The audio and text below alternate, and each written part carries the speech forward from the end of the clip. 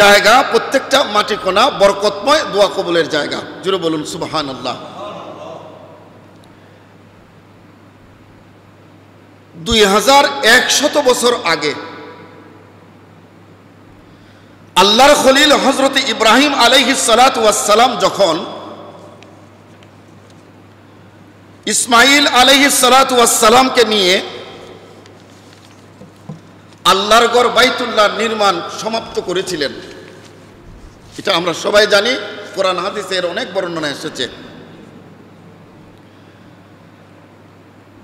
তো এই মক্কা শরীফ নির্মাণের পর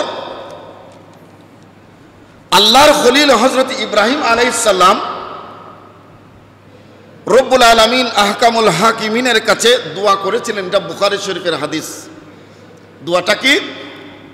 ইন্না ইব্রাহিমা হাররামা মক্কা ওয়াদা আলি আহলিহা